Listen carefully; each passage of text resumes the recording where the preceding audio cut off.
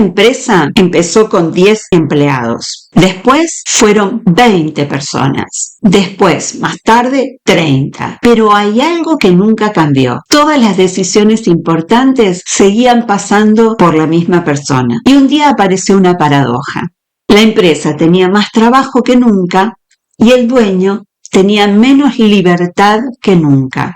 Porque cuando una empresa crece, el control suele parecer una solución. Y muchas veces lo es. No estoy hablando de líderes obsesivos. Estoy hablando de personas que tuvieron problemas, que ya confiaron y se equivocaron, que ya pagaron costos por errores ajenos, que ya tuvieron que arreglar situaciones que otros generaron. Entonces empiezan a revisar, a decidir, a supervisar, a estar en todo. Y al principio incluso parece funcionar. Hay menos sorpresas. Las cosas salen más parecidas a lo esperado. Hay más sensación de control. La pregunta es si siempre funciona, porque muchas veces los problemas no aparecen al principio, aparecen después, cuando la gente empieza a involucrarse menos, cuando empieza a callar cosas que antes decía, cuando la empresa deja de crecer al ritmo de las oportunidades y empieza a crecer al ritmo de la capacidad de una sola persona. Voy a explicarte por qué estas tres cosas suelen estar mucho más relacionadas de lo que parece. Hay algo que empieza a pasar cuando las decisiones vuelven siempre al mismo lugar. La gente deja de desarrollar criterio.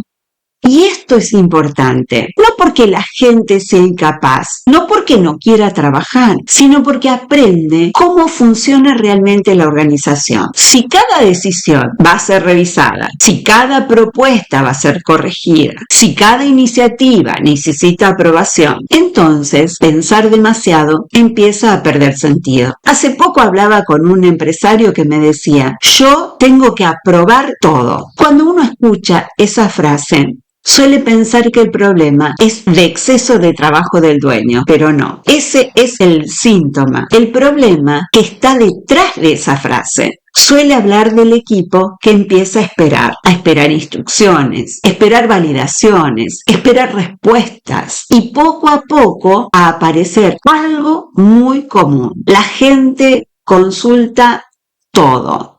Pregunta cosas que podría resolver sola, evita decidir y después escuchamos frases como no tienen iniciativa, si no estoy encima no hacen nada, hay que decirles todo.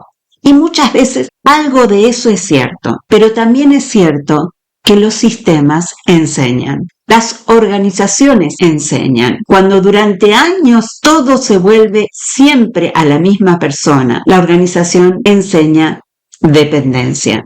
Entonces, la gente cumple, trabaja, hace lo que le piden, pero deja de apropiarse de los problemas. Y ahí aparece la primera pérdida. La empresa deja de aprovechar la inteligencia de las personas que contrató. Después, aparece algo todavía más delicado. La gente aprende qué cosas conviene callarse. No necesariamente porque quiera mentir, muchas veces porque aprendió cómo se reacciona cuando algo sale mal. Y acá quiero detenerme un momento, porque hay una diferencia enorme entre responsabilidad y reprimenda. Sin embargo, en muchas empresas, esas dos cosas terminan mezcladas. Pensemos en una situación muy habitual. Alguien comete un error, lo descubre, y antes de hablar con su jefe, empieza a pensar, ¿qué digo? ¿Qué no digo? ¿Cómo lo explico? ¿Qué parte cuento primero y qué parte no cuento? Y eso ya es un problema, porque la energía deja de estar puesta en resolver y pasa a estar puesta en protegerse. ¿Por qué? Porque muchas veces cada error termina igual, en un reto, mal clima, desconfianza, interrogatorio. Entonces la gente empieza a decir lo mínimo. Explica menos, oculta partes del error, no necesariamente porque sea deshonesta, sino porque está tratando de evitar una experiencia desagradable. Y acá aparece una consecuencia enorme. El problema ya no es el error, el problema es que la empresa deja de saber realmente ¿Qué está pasando? Empieza a tomar decisiones críticas sobre versiones incompletas de la realidad. Y cuando una organización pierde acceso a la realidad, pierde capacidad de aprender. Y mientras todo esto ocurre, aparece un tercer problema. La empresa deja de crecer al ritmo de las oportunidades. Empieza a crecer al ritmo de la capacidad del líder para seguir controlándolo todo, porque llega un momento en que todo necesita aprobación. Todo necesita revisión, todo necesita validación y entonces aparecen los cuellos de botella, las demoras, las decisiones pendientes, las personas esperando respuestas, los clientes esperando definiciones y el dueño cada vez más agotado. Hace años que escucho una frase muy parecida en distintas empresas: si no estoy yo, esto no funciona. Y muchas veces tienen razón. La pregunta interesante es otra: ¿por qué después de tantos años sigue ocurriendo eso? ¿Por qué la organización no desarrolló capacidad para resolver sin depender constantemente de una sola persona?